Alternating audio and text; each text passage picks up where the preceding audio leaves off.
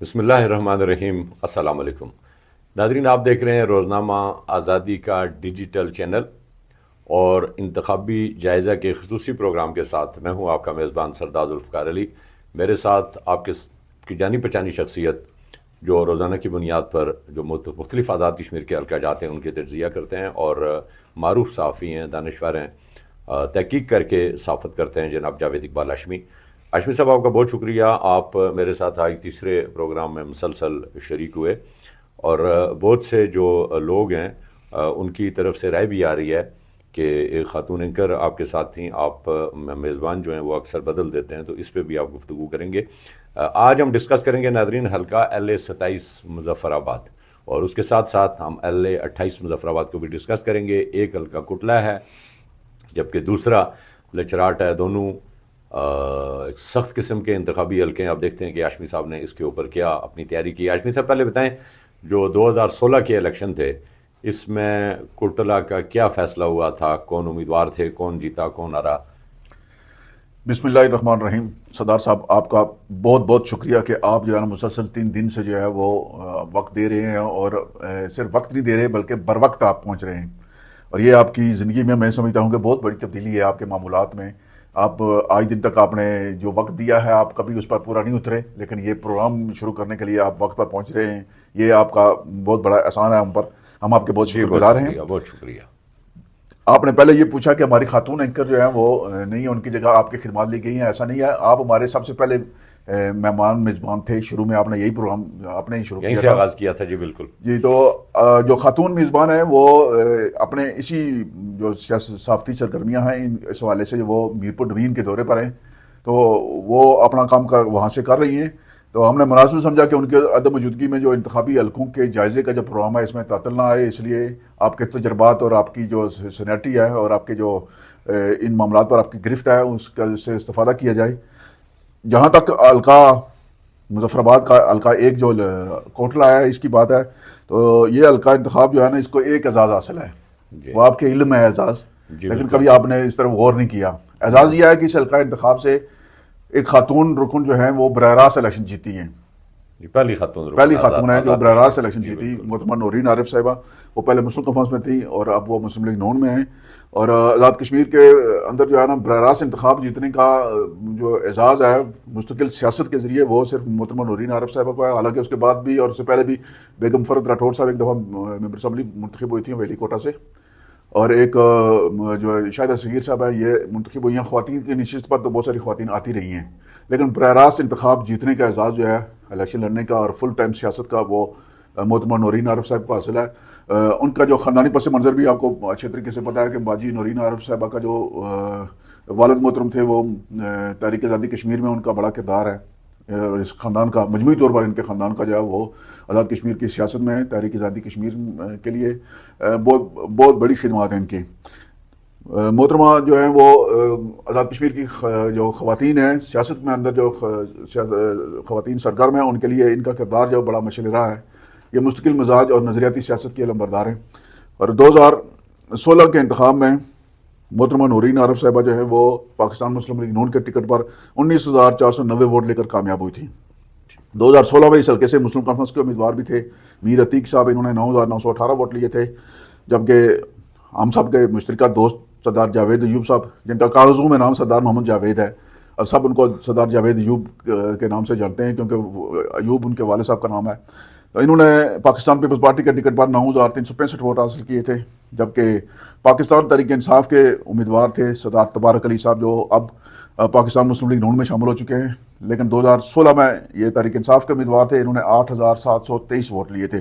مجموعی طور پر اس حلقے سے 15 امیدواروں نے انتخاب میں حصہ لیا تھا، اور باجی نورین عارف صاحبہ جو ہیں وہ کامیاب ہو گئی تھی 19,490 ووٹ لے کر۔ یوں آپ کہہ سکتے ہیں کہ اس حلقہ انتخاب میں جہاں برادریوں کی سیاست بھی ہے، مقامی دلوں کی سیاست بھی ہے، اور ایک خاتون کا بھاری اکثریت سے اپنی جماعتی ٹکٹ پر براہ راست الیکشن میں کامیاب ہونا، یہ آزاد کشمیر کی تاریخ کا ایک منفرد واقعہ ہے۔ لیکن جو نتائج ہاشمی صاحب آپ نے بتائیں اس میں ایک بڑی دلچسپ صورتحال آپ نے دیکھی ہے کہ محترمہ تو کامیاب ہو گئیں، لیکن دوسرے نمبر پہ جو ہے وہاں پہ آل جموں کشمیر مسلم کانفرنس ہے، اور تیسرے پہ پیپلز پارٹی اور چوتھے پہ تحریک انصاف ہے۔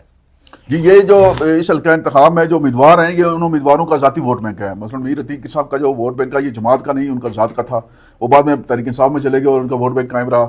یہی صورتحال جو ہے وہ جاوید ایوب صاحب کی ہے, ان کا ووٹ بینک جو ہے نا ہمیشہ سے قائم رہا ہے, مستقل رہا ہے.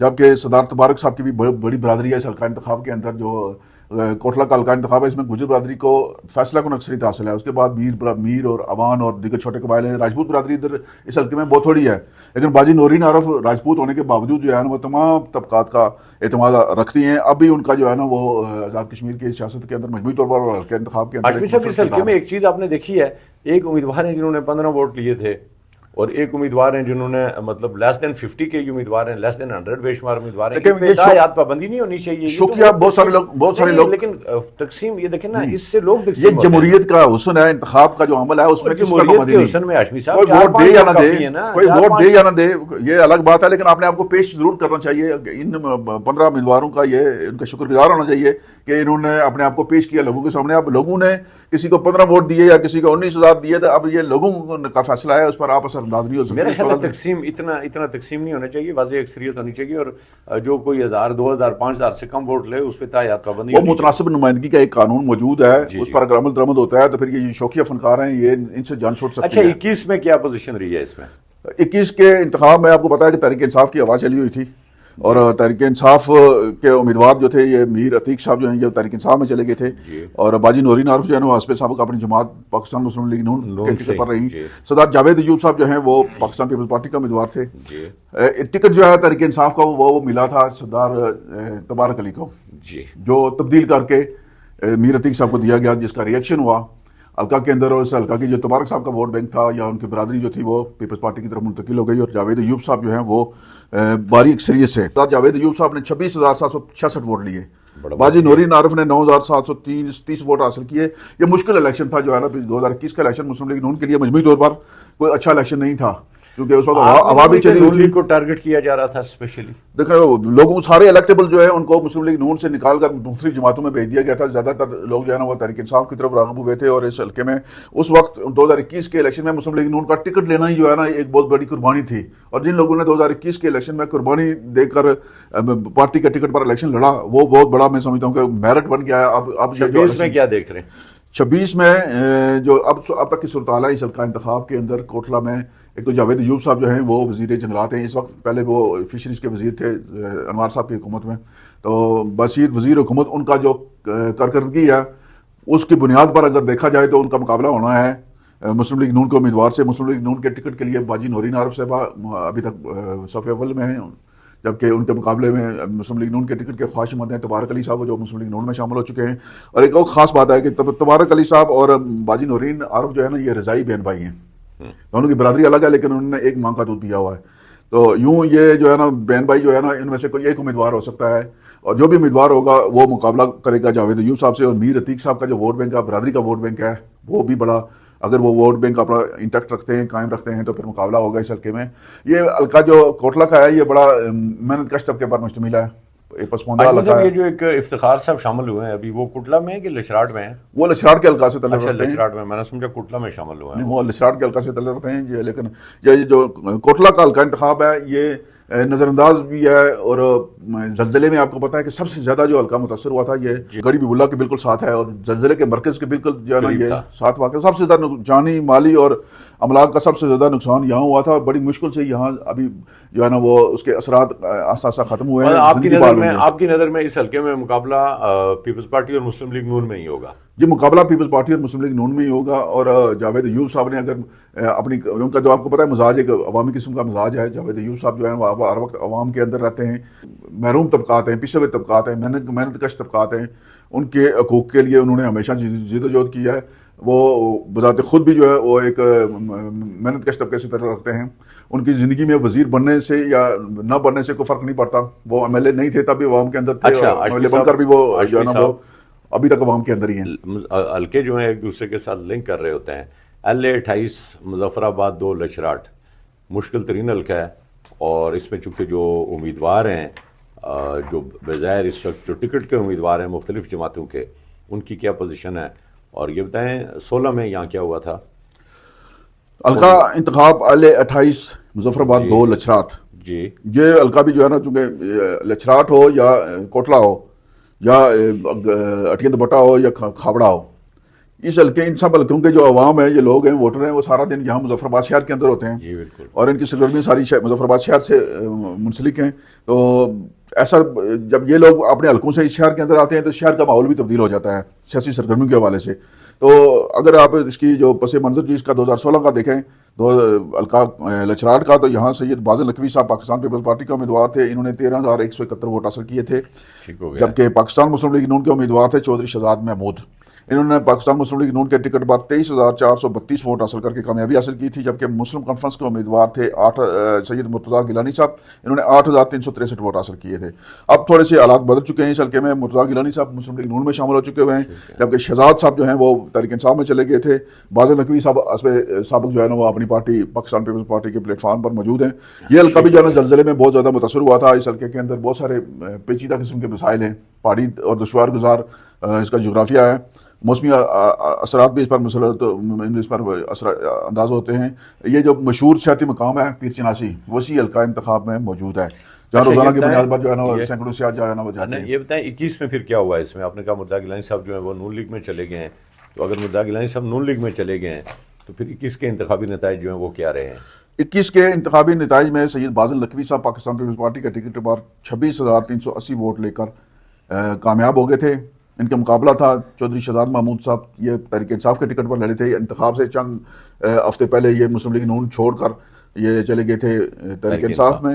اور سید مرتضیٰ گیلانی صاحب نے مسلم لیگ نون کے ٹکٹ پر جو ہے نا 7,765 ووٹ حاصل کیے تھے. اس حلقے میں تحریک انصاف کا آواز چلی نہیں اثر ہوا، اس کا مطلب ہے یہاں ریئیکشن بھی ہوا نا کہ شہزاد صاحب جو ہے نا وہ الیکشن سے پہلے مسلم لیگ نون چھوڑ کر چلے گئے، اور مسلم لیگ نون کا جو ووٹ بینک تھا اس نے ان کے ساتھ نہیں دیا، وہ مرتضیٰ گیلانی صاحب کے ساتھ چلے گئے. تو مجموعی طور پر اس حلقے میں جو ہے نا 18 امیدواروں نے حصہ لیا تھا. اور ایک جو چوتھے نمبر پر رہے تھے امیدوار وہ آصف یعقوب صاحب ہیں، جماعت اسلامی کے امیدوار تھے. یہ 2,271 ووٹ انہوں نے حاصل کیے تھے. اچھا، آصف یعقوب بڑا ڈیسنٹ قسم کے شخصیت ہے. دیکھیے یہ ہمیشہ حلقے میں موجود رہتے ہیں اور تمام بنیادی جو مسائل ہیں ان پر یہ بندہ ہے جو ہر وقت جو ہے نا سرگرم رہتا ہے اور یہ بات چیت کرتے ہیں. صاحب اس کا مطلب ہے آزاد کشمیر میں الیکشن جیتنے کی ترجیحات کچھ ہو رہے ہیں. یہاں الیکشن کے لیے برادری ہے اور ہوا کا رخ ہوتا ہے. اسلام آباد میں جو حکومت ہوتی ہے اس کو دیکھا جاتا ہے اور بڑی جماعت دیکھی جاتی ہے. لیکن اگر اس حلقے میں آصف یعقوب صاحب کا جو کردار ہے اس کو دیکھیں تو ہمیشہ عوام کے بنیادی حقوق کے لیے آواز بلند کرنے والی یہ آواز ہے. یہ ہمیشہ مترک رہتے ہیں. 26 پہ آتے ہیں. 26 میں کیا ہونے جا رہا ہے پھر اس حلقے کے حوالے سے ایک اور بار ڈسکس کروں گا میں آپ سے. 26 میں آپ کو کیا لگ رہا ہے ابھی مسلم لیگ نون کی کیا پوزیشن ہے؟ کتنے امیدوار ہیں ان کے؟ پیپلز پارٹی کا ٹکٹ کدھر جائے گا؟ تحریک انصاف لڑے گی یہاں سے نہیں جائے گی؟ ابھی تک تو صورتحال یہ ہے کہ چودھری شہزاد صاحب جو ہیں وہ تحریک انصاف کے فارورڈ بلاک میں موجود ہیں اور ان کی کوشش ہے، ابھی تک وہ کامیاب نہیں ہو سکے، لیکن ان کی کوشش ہے واپس مسلم لیگ نون میں جانے کی. ٹھیک ہے. اور مسلم لیگ نون کے اندر ایک بڑا مضبوط طبقہ ان کا حامی بھی ہے. اور جو مظفر آباد کا مجموعی جو مظفر آباد ڈوین ہے اس میں گجر برادری کا جو ووٹ بینک ہے اس کو بھی بہت دیکھا جا رہا ہے. اور مسلم لیگ نون ابھی تک جو ہے نا وہ کسی گجر امیدوار کو ٹکٹ دینے میں دیتی ہوئی نظر نہیں آ رہی. اگر لکوٹرا میں دیکھیں تو سردار تبارک صاحب ابھی شامل ہوئے ہیں اور ادھر لچراٹ کے حلقے میں جو ہے شہزاد محمود صاحب ہیں. اگر یہ مسلم لیگ نون میں آ جاتے ہیں تو پھر یہ یقیناً ان کو ٹکٹ مسلم لیگ نون کا ملے گا. اور مرتضیٰ گیلانی صاحب کا جو کردار ہے اگر دیکھا جائے تو انہوں نے مشکل وقت میں پارٹی کو زندہ رکھا. انہوں نے عوامی حقوق کا یہاں تحفظ کیا، مسلم لیگ نون کا پرچم سربلند رکھا ہے. میرٹ اگر دیکھا جائے تو میرٹ میں مرتضیٰ گیلانی صاحب کا حق بنتا ہے کہ وہ پارٹی کا مشکل وقت میں سٹنگ ایم ایل اے کا جو ہوتا ہے نا سر، تو وہ سٹنگ ایم ایل اے میں پھر اگر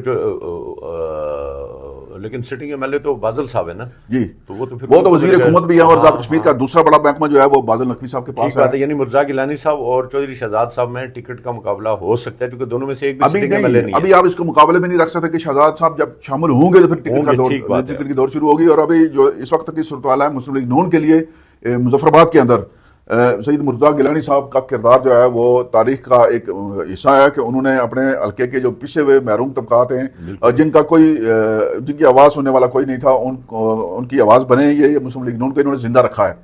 اور میرٹ اگر جماعتوں کے اندر دیکھا جائے تو پھر سید مرتضیٰ گیلانی جیسے جو کارکن ہیں ان کا حق بنتا ہے کہ ایک ٹکٹ جو ہے نا میرٹ پر بھی دے دیا جائے اگر، تو پھر کوئی میرے خیال میں ہر جتنے والے امیدوار کو ٹکٹ دینا کوئی نہیں ہوتا، کارنامہ نہیں ہوتا.